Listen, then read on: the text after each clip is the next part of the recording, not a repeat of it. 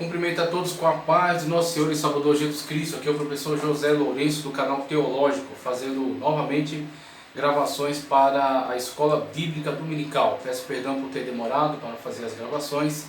Estávamos aí com alguns imprevistos, mas agora, graças a Deus, conseguimos essa oportunidade, ok? Então vamos falar acerca da lição que será ministrada nesse domingo, dia 14 de dezembro de 2025, se Deus assim permitir. Lição de número 11, tá certo? Inclusive será Dia Nacional da Bíblia. O espírito humano e as disciplinas cristãs. O espírito humano e as disciplinas cristãs, cujo textuário é: porque o exercício corporal para pouco aproveita, não é para nada, tá? Para pouco aproveita. Inclusive eu tenho me dedicado muito nos exercícios corporais e tenho conseguido obter grande proveito disso, tá certo? Proveito físico, proveito no sentido de segurança, de autoconfiança, mas para pouco aproveita no sentido de reflexo sobre a vida espiritual. Então é nesse sentido. Então, quando você está imerso numa vida espiritual viva, você tem muito proveito, porque isso te dá fortalecimento, te dá comunhão com Deus, te dá coragem, ousadia, ensina você a ter um posicionamento correto diante de Deus e diante do mundo, ok? Então é muito importante focar nas disciplinas espirituais, mas sem estar desatento para com a necessidade do cuidado para com o físico, do cuidado para com o nosso corpo. Vamos lá. Mas a piedade para tudo é proveitosa. E Paulo está completamente certo nisso aqui. O exercício corporal é importante num aspecto, mas a piedade ela é importante de forma extraordinária, tá? Tendo a promessa da vida presente e da que há de vir. Primeira carta de Paulo a Timóteo, capítulo 4, versículo 8. Temos aí esta carta de Paulo ao seu discípulo Timóteo. Verdade prática: as disciplinas espirituais são necessárias para o fortalecimento do espírito, assim como os exercícios físicos para a estrutura ósseo-muscular. Importantíssimo, né? Como ele coloca cada coisa no seu devido lugar e na sua devida importância. Cada uma tem a sua importância dentro de cada um dos aspectos que ela está, para o qual ela está trabalhando. Primeira carta de Timóteo 4, 6 ao 8, também ao 13 e 16, a leitura bíblica em classe. Propondo estas coisas aos irmãos, serás bom ministro de Jesus Cristo, criado com as palavras da fé e da boa doutrina que tens seguido, mas rejeita as fábulas profanas de velhas e exercita-te a ti mesmo em piedade. Ou seja, larga essas bobagens, essas crendices, esses conhecimentos populares sem comprovação, sem força bíblica, sem confirmação bíblica, tá certo? Então saia desse tipo de crendice e se aprofunde na palavra de Deus, se aprofunde naquilo que é escrituristicamente seguro, ok? Então a gente tem que tomar cuidado para não nos ver presos nessas coisas, essas fábulas, como Paulo coloca aqui. Porque o exercício corporal para pouco aproveita, porque ele aborda apenas um aspecto, o aspecto físico. Mas a piedade para tudo é proveitosa, porque ela cobre todas as áreas, inclusive nos relacionamentos entre os homens, nos relacionamentos para com Deus, nos relacionamentos interpessoais, dentro do seio familiar ou dentro do trabalho. Então a piedade vai ter impacto sobre toda essa gama de situações aos quais estamos expostos. Quando lidamos com tudo isso em piedade, nós glorificamos a Deus através da nossa vida e nós conseguimos ser bem-sucedidos naquilo que fazemos, tá? Então você tem um alcance muito grande quando você tem esse comportamento que está pautado pela piedade cristã. Mas a piedade para tudo é proveitosa, tendo a promessa da vida presente e da que há de vir. Então você tem tanto a presença de Deus conosco no dia a dia, a cada dia, como você tem a grande esperança, a maravilhosa esperança da vida eterna, ao qual estaremos ligados se vivemos em piedade, ok? Viver em piedade é também viver em santificação, uma vida pia, certo? Uma vida pura. Persiste em ler, exortar e ensinar até que eu vá. Aí, 14 agora. não desprezes o dom que há em ti, o qual te foi dado por profecia, com a imposição das mãos do presbitério. Medita estas coisas e ocupa-te nelas, para que o teu aproveitamento seja manifesto a todos. Tenha cuidado de ti mesmo e da doutrina, persevera nestas coisas, porque fazendo isto te salvarás tanto a ti mesmo como aos que te ouvem. Essas são as palavras de Paulo para Timóteo, dando aconselhamentos no que diz respeito à piedade cristã e ao exercício da fé. E é esse o foco, o exercício, porque a fé não é teoria, a fé é prática, a fé é vida. Então existem os exercícios da fé que devem ser praticados por mim e por você, para que sejamos cristãos autênticos, para que Cristo seja visto em nós, para que Cristo seja manifesto em nós, ok? Nós precisamos estar atentos à prática da fé. Como Tiago fala, mostre-me a tua fé sem obras, uma fé puramente teórica, uma fé imaginária, que eu te mostrarei a minha fé pelas minhas obras. As minhas obras te falarão acerca da minha fé. Não é que as obras salvarão a Tiago ou a qualquer que seja, mas as obras do salvo demonstrarão que ele é verdadeiro na sua fé, que a sua fé é salvífica, é autêntica, é uma fé viva na pessoa bendita de Jesus Cristo, porque ela produz frutos, ok? Ela produz ação. Introdução nos diz: nessa lição estudaremos sobre a importância das disciplinas cristãs. Partiremos do conceito de piedade, muito trabalhado por Paulo nas epístolas pastorais. Veremos que as disciplinas cristãs fazem parte de uma vida piedosa. Como o corpo precisa ser alimentado e exercitado todos os dias, o espírito precisa de disciplinas diárias para o seu fortalecimento. As principais são a oração, o jejum e a meditação na palavra de Deus. Oração, jejum e meditação na palavra de Deus. Oração, jejum e meditação na palavra de Deus. Oração, jejum e meditação na palavra de Deus. Entendeu? Oração, comunhão com Deus, diálogo com Deus, relacionamento com Deus. Como é que você espera ser servo de Deus sem ter relacionamento com Ele? Jejum, privar a sua carne do prazer lícito, que é da alimentação, com o objetivo de estar em consagração. Então, privar a sua carne do alimento com o propósito de estar em consagração, buscando a Deus de forma mais íntima, mais intensa.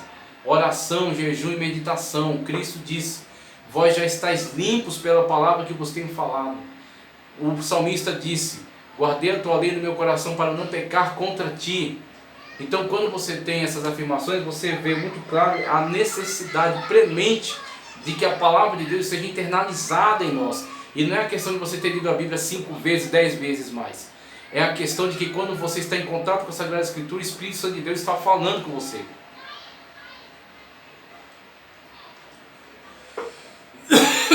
A palavra de Deus aberta é a boca de Deus falando com você, a profecia magna. Então o Espírito Santo se comunicará com você através da leitura meditativa na palavra de Deus. Não é uma leitura corrida como se estivesse lendo um folheto, né? Um jornal, um gibi. É uma leitura meditativa na qual você vai lendo em oração e o Espírito Santo de Deus vai bradando ao seu coração.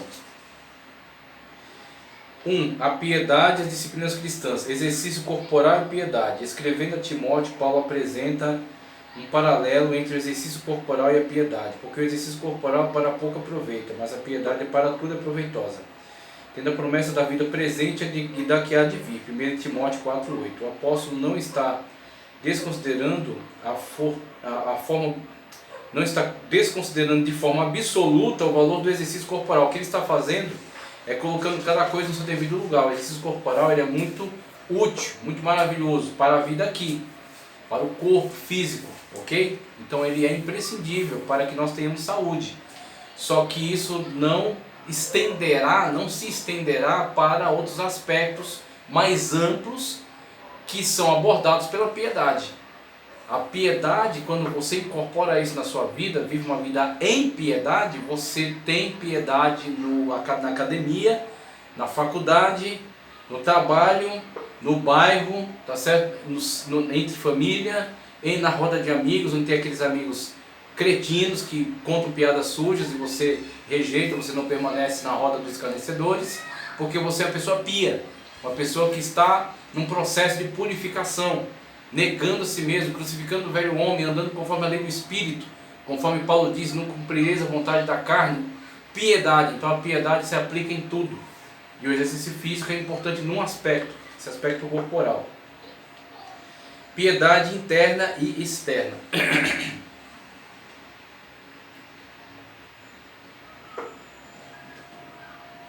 Do grego, devia ter pego meu óculos, eusebeia, eu é bom, e sebomai, ser devoto. A palavra piedade tem um amplo sentido espiritual e prático. Podemos resumi-lo como sendo um conjunto de atitudes que expressam temor, respeito, reverência e amor a Deus. É o resultado disso. Se no seu viver estão presentes temor, respeito, reverência e amor a Deus, se estão presentes isso, e se estão presentes dentro de você, o resultado será vida piedosa. A vida piedosa é aquele sintoma que diz que você tem a presença de Deus dentro de você. Se você não tem piedade, isso significa que Deus não está em você, que você não está em comunhão com Cristo, que você não é templo e morada do Espírito Santo de Deus, que você não é nova criatura, que você não nasceu de novo, ok? Porque você não é uma pessoa piedosa. A vida piedosa é um resultado. Se estão presentes essas características, o resultado será uma vida piedosa. E uma vida piedosa se expressará em todos os seus aspectos. É a sua cosmovisão, tá certo? A sua cosmovisão está permeada da piedade divina, da piedade cristã. De uma forma a qual você pensa, e você age, e você fala, e você se expressa, e você se posiciona a partir desse parâmetro, dessa piedade. Essa piedade que é construída pelo temor, pelo respeito, pela reverência, pelo amor a Deus. Então é o resultado dessas características presentes em você. Se não estão presentes, não teremos o resultado.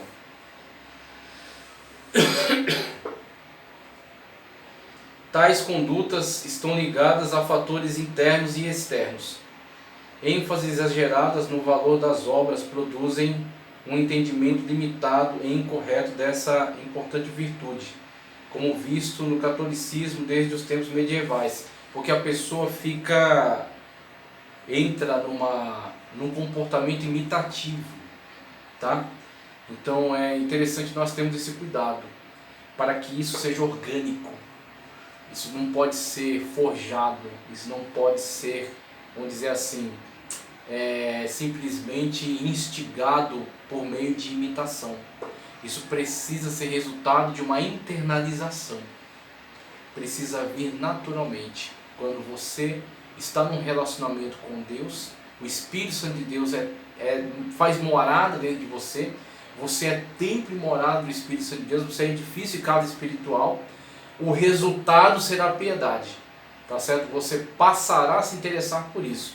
Mesmo entrando em conflito com o seu velho homem, que puxa você ainda para um comportamento ímpio, que puxa você ainda para um comportamento profano, que puxa você ainda para um comportamento pecaminoso.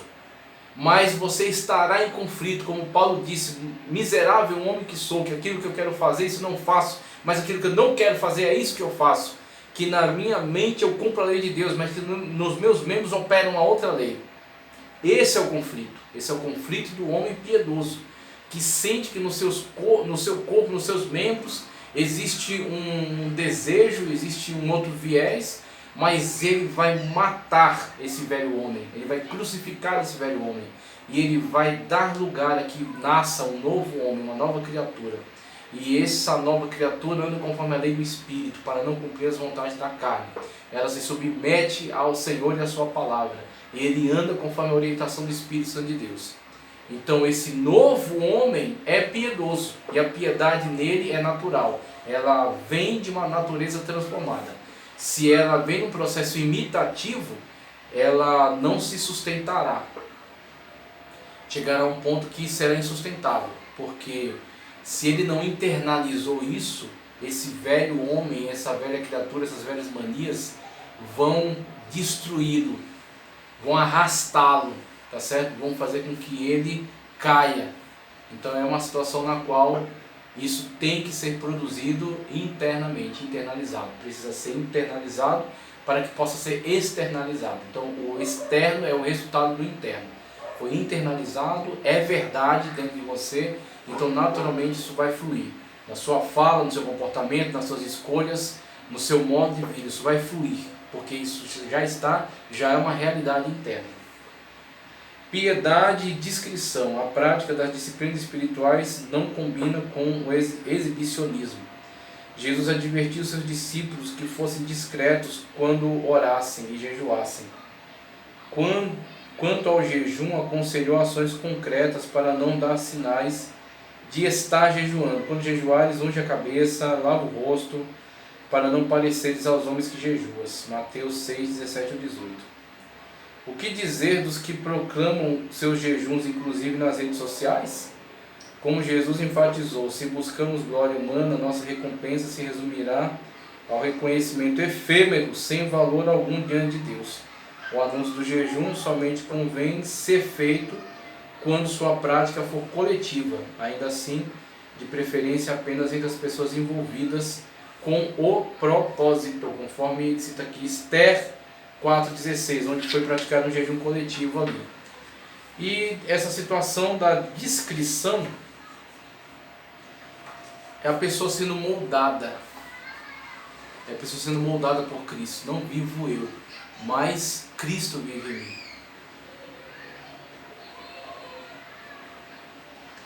Ela está se deixando moldar pelo Senhor e Salvador Jesus Cristo. Assim, certos comportamentos que eram aceitáveis, certos comportamentos que eram praticados, não são mais suportáveis para ela, por causa do Espírito que está nela. O Espírito de Deus que habita nela não se agrada. Então, por mais que ela tente fazer, aquilo não é mais agradável para ela. Então, ela vai abandonar essa prática, se ela for sensível e obediente à voz do Espírito Santo de Deus que está nela. Ok? Então, ela buscará a discrição, ela vai se apagar para que Deus apareça. Importa que ele cresça e que eu diminua, disse João Batista. Ok? João Batista, esse grande referencial, esse grande homem de Deus, e é um referencial para nós. Importa que ele cresça, então você quer que Jesus apareça e você não apareça, tá certo? Para que ele apareça em você, através de você. E assim, quando você vê pessoas caindo nesse erro da proclamação, da se autoglorificar, né?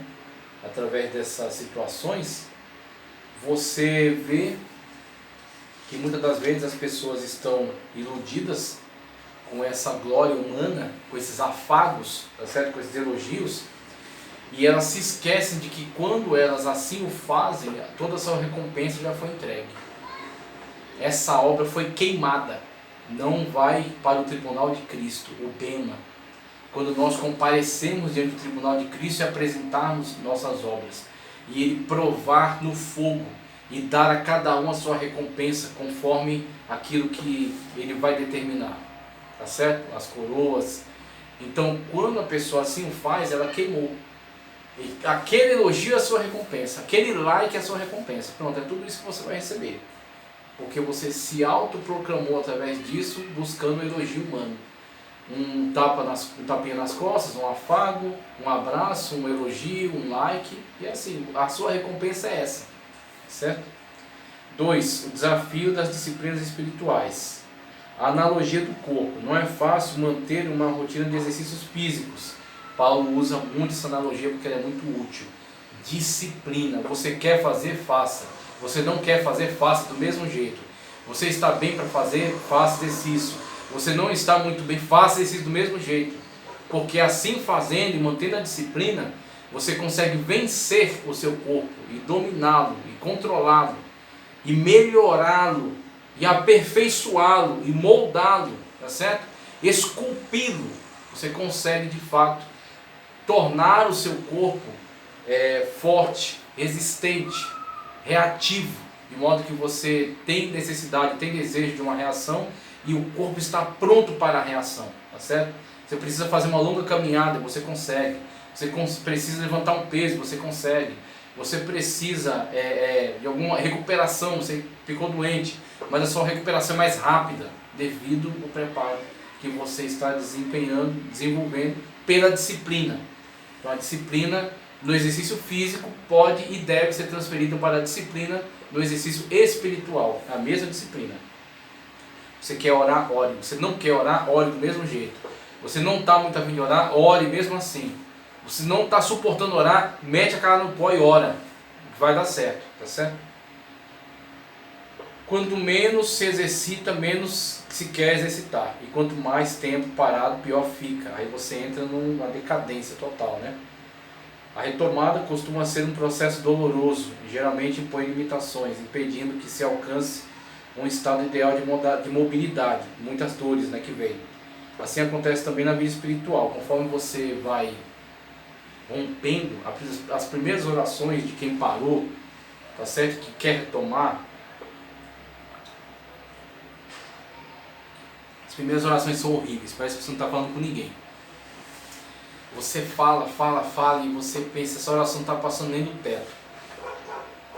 Aí você insiste, você continua orando, você volta no outro dia, ora mais, aí você ora, daqui a pouco o Espírito Santo de Deus vai te tomando, daqui a pouco ele vai te alegrando, daqui a pouco ele vai te renovando, ele vai te dando o objetivo de oração, vai te dirigindo na oração.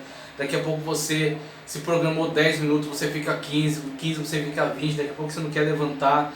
Daqui a pouco ele te toma e a oração fica quente agora e você quer aprofundar mesmo e você queria um espaço mais livre para você orar com mais ênfase. Aí o pastor que eu conheci lá no Jardim Ângela agora pega você no meio da semana no terminal e leva você para um monte dos menonitas. Você pensa, esse cara é maluco, no dia de trabalho, amanhã eu vou trabalhar, ele quer ir no monte. E você vai e ele chega lá com uma voz de trombeta lá, gritando, cantando e espantando lá todo. Os morcegos saíram tudo voando e a gente começa na oração ali no monte e agora você tem liberdade para você orar, você pode bradar mesmo, você pode colocar para fora tudo que você quer colocar diante de Deus e quando você menos espera, você nem quer ir embora. Faça, simplesmente faça, comece e faça, prossiga. Você vai ver que o Espírito Santo de Deus vai te levar numa nova dimensão espiritual. Apatia, engano e pecado. A diminuição da prática da oração, do jejum e da meditação nas escrituras causa a perda de discernimento e sensibilidade espiritual. A pessoa fica gelada, fica fria, fica morta, tá certo? E o que acontece? Um abismo chama outro. Conforme você vai perdendo a sensibilidade espiritual e você vai perdendo a conexão e você vai perdendo as oportunidades de que o Espírito Santo de Deus fale com você, através da meditação na palavra de Deus, e vai perdendo o controle sobre o seu corpo, isso vai se agravando cada vez mais, porque aí virão outras consequências maiores, como você começa a se tornar uma pessoa murmuradora, você se torna uma pessoa incrédula, você se torna uma pessoa desanimada, você se torna uma pessoa medrosa, tudo vai cair em cascata, vai cair em cascatas. No mundo espiritual, existe um dinamismo que você não imagina, você percebe isso pela Sagrada Escritura. Para começar, no mundo espiritual não existe neutralidade, nem existe coluna do meio. Ou é ou não é, é sim, sim ou não, não. E o que sai disso é de procedência maligna. Quem comigo não ajunta, espalha. Quem não está comigo é contra. Então tentar adotar a coluna do meio já é estar com o inimigo. Porque Jesus só tem um grupo, os que estão com ele. Ok? Quem não está com ele não está na coluna do meio, está contra. Ok? No mundo espiritual não existe neutralidade e não existe estagnação. Ou você está sendo influenciado por Deus ou está sendo influenciado por forças malignas. Quer seja numa tendência de espiritualidade negativa, quer seja numa tendência de incredulidade. E essa incredulidade é alimentada por Satanás, porque essa incredulidade te afasta de Deus. Tá certo? É uma parábola que eu vi, onde tinha um muro e uma pessoa em cima do muro. De um lado, Jesus chamava, desce do muro, vem para cá, vem para a minha comunhão, vem participar, né, junto comigo aqui dessa comunhão, dessa vida espiritual, vem para cá, vem para a salvação, chamava a pessoa. E do outro lado estava Satanás, e Satanás não dizia nada. Aí Jesus chamava, e Satanás não dizia nada. Aí a pessoa olhou para Satanás e disse, Jesus está me convidando para ir para o lado dele, mas por que você não diz nada? Aí Satanás olhou na cara da pessoa, com um sorrisinho maligno, e disse, o muro é meu. O muro é dele. Se você está no muro, você já está com ele, ok? Com Cristo é ou sim, sim ou não, não. Quem comigo não ajunta espalha, como ele mesmo disse. No mundo espiritual não existe neutralidade, nem existe estagnação, tudo é muito dinâmico. Então é nessa situação que a gente vê aqui, que a estagnação já é a queda. Já é a queda, você já está quebrado, ok? Já está fracassado, já está falido, porque você está estagnado. E essa estagnação já está trazendo destruição sobre a sua vida. Você não pode se permitir a estagnação, porque a estagnação te leva à condenação. Dessa estagnação advém todas as portas que você abre para a pecaminosidade. E devido a essas portas de pecaminosidade que você abre, você perde a comunhão. Não estando em comunhão, você não é salvo, porque a salvação não é algo estático. Você aceitou Jesus há 10 anos atrás e você pensa que você é salvo por causa daquilo? Não, você tem que ser salvo agora. Você tem que estar salvo. Ou você está com Cristo agora, ou você não tem nada com Ele. Tá certo? Não existe a questão de que você jogaram uma água na sua cabeça. Esquece. Aquilo foi um ato cometido naquele momento como demonstração de uma nova vida em Cristo. Mas essa nova vida precisa ser real. Se você não tiver azeite na botija, quando o noivo chamar, você não vai achar. A porta vai se fechar e você fica de fora. Por quê? Não tem azeite. E o azeite é uma das simbologias do Espírito Santo. Não tem o Espírito. O Espírito não está aí. Não tem sensibilidade espiritual, não tem meditação na palavra de Deus, não tem jejum, não tem oração. Se não tem oração, não tem comunhão. Como é que você vai viver a eternidade com uma pessoa que vocês não têm intimidade? Ok? Quando Jesus disse para aquelas pessoas, elas dizem para ele primeiro, em teu nome curamos, em teu nome profetizamos, em teu nome expulsamos o demônio. E ele disse para elas, afastai-vos de mim para o fogo eterno, porque não vos conheço. Mesmo elas engajadas nessas práticas, que muitas das vezes estão ligadas ao ativismo cristão, a pessoa aprende a orar, a pessoa aprende a pregar, a pessoa aprende a instigar a fé nos outros. Não é o pregador que cura, não é o orador que cura. Não sou eu que ponho a mão sobre você e sou eu que estou curando. Não, quem cura é Deus. Eu instigo, eu desperto um gatilho espiritual em você, através da oração. Eu oro com ênfase e você crê. E porque você crê, Deus te cura. Quem te cura é Deus. Mas pode ser que a pessoa que está orando por você não tenha nada mais com Deus. E aí ela pensa que tem, ela pensa que ganhou crédito, ela pensa que tem pontos. Que a salvação é acumular pontos. É graça. A salvação é só pela graça. Você não acumula nada dentro de Deus. Você é salvo sempre pela graça. E a graça exige que ela seja graça hoje. Que você tenha comunhão hoje. Tá certo? Para finalizar, teoria e prática. Muito mais que teoria, as disciplinas espirituais devem ser praticadas por todo cristão. Reservar um tempo no início do dia para oração e meditação nas Escrituras é fundamental. Aí, quem disse que você vai levar isso a sério não é você. É a sua vida, é a sua salvação. Você vai fazer a manutenção dela? Paulo mesmo dizia, eu tenho que tomar cuidado para que pregando a outros não fique de fora. Paulo está dizendo isso, escreveu 13 cartas. É um dos grandes pilares do Novo Testamento. Tenho que tomar cuidado para que pregando aos outros não fique de fora. Quem é você, meu querido? Quem é você, minha querida? Para relaxar e para pensar que está tudo certo. Faça a manutenção da sua salvação, tá certo? Mantenha uma vida de comunhão, uma vida de oração, uma vida de meditação, uma vida de jejum, para que você possa fazer a manutenção da sua salvação, para que você possa ter comunhão hoje. A salvação não é uma coisa estática, você precisa estar salvo agora, ok?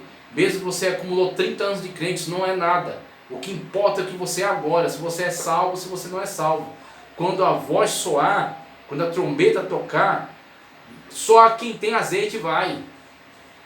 Então, se você não tem azeite, você tem que tratar de providenciar já. O Espírito Santo de Deus é esse azeite. A conclusão Assim, o ponto 3 aqui, passando rapidinho, tá certo que o tempo está acabando, as disciplinas e a luta espiritual, as astúcias do maligno. O cristão tem uma luta espiritual travada nas regiões celestiais, contra os principados e contra as potestades, contra os príncipes das trevas deste século, e contra as ordens espirituais da maldade nos lugares celestiais. E o 2, evitando as distrações, sabedores de quanto as disciplinas espirituais são indispensáveis para uma vida cristã virtuosa, devemos nos apegar a elas. Então você tem uma luta espiritual travada, e quem ignora isso vai perder. Quem ignora isso, o que o inimigo mais quer que você ignore, é o que ele mais deseja que você o ignore, porque quando você o ignora, ele tem toda a liberdade de atuar sobre a sua vida. Ele vai colocar laços, vai criar estratégias e vai te derrubar, porque você o ignora. Agora, quando você sabe que existem forças malignas que estão nos rondando, e você busca pela presença de Deus e pela a intervenção divina que acampa seus anjos ao redor daquele que os teme e os livra, aí você está engajado na luta espiritual. Você está praticando as disciplinas espirituais que fazem manutenção da sua comunhão com Deus, da sua força, tá certo? Espiritualmente falando, e você clama, você roga pela presença divina. Então, por mais ataques que venham da parte do inimigo, você está na presença de Deus, tá certo? Então você tem essa garantia na presença do Senhor, na comunhão que você tem com Deus. Evitando as distrações é saber que nós não estamos aqui para brincadeira, e a vida espiritual é muito séria. A salvação pode ser perdida a qualquer momento, se você for relapso, se você for irresponsável com isso aqui. Tudo vai da sua postura. Se você for irresponsável com isso aqui, você vai cair. Não vai ter outra, não tem outra coisa que eu posso te dizer. Se você for irresponsável com as disciplinas espirituais, com a manutenção da sua salvação, com a manutenção da sua comunhão, se você for irresponsável com isso, você vai cair. O inimigo vai te derrubar. Conclusão. O exercício das disciplinas espirituais é fundamental para nos fortalecer e nos dar poder contra as forças das trevas. Assim como as necessidades físicas, nosso espírito precisa ser alimentado diariamente e por toda a vida. Cita 1 de Tessalonicenses 5,17 e 1 de Pedro 2, 2 e 3. Ok? Agradeço essa oportunidade maravilhosa. Que o Senhor fale mais ainda ao seu coração, que Ele te prepare e te capacite para uma grande aula, e que nós venhamos a ser muito dedicados e responsáveis nas disciplinas espirituais, para que nós possamos em tudo glorificar a Deus nessa terra e entrar no céu marchando pelas portas, em nome do Senhor Jesus.